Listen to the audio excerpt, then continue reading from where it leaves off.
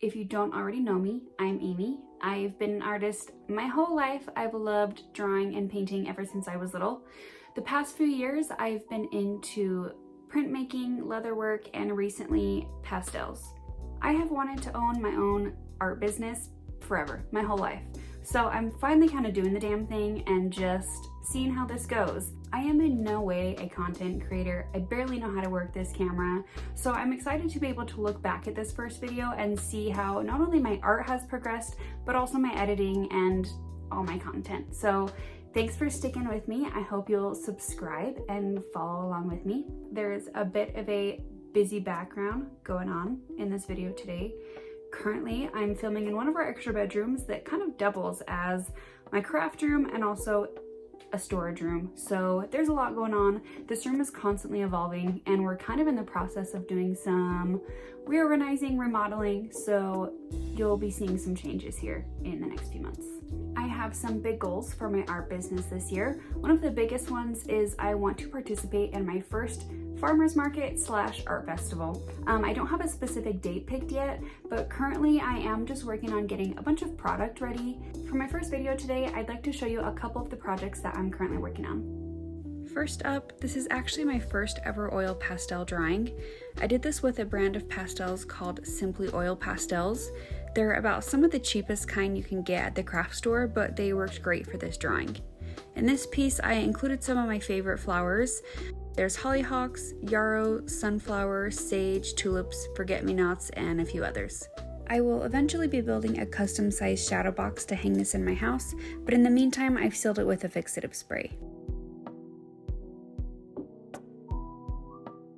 This next piece is quite a bit smaller and is still a work in progress. I originally had another globe mallow flower right at the bottom, but I wasn't super happy with how it was looking. I just wanted the flowers to pop more than they were, so I scratched it off and drew a cactus instead. But then I didn't really like how the cactus looked either, so I scratched that off, and I plan to redo the globe mallow a little bit differently and just to lighten up the sand. But I'm really happy with how the top half of the photo is looking so far, and I'm excited to keep working on this. Next, this is a drawing I did while camping a few weeks ago that has evolved into a bigger project that I'm really excited about. This is actually one of the items that I plan to include in my first farmer's market. I tweaked the drawing on my iPad and I added a full barbed wire border.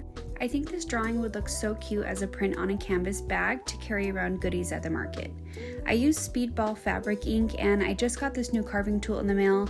I'm really excited to use this one specifically because it's able to do such fine lines and details. The last thing I want to show you guys today isn't necessarily a current project, but it is a regular series I'll be doing.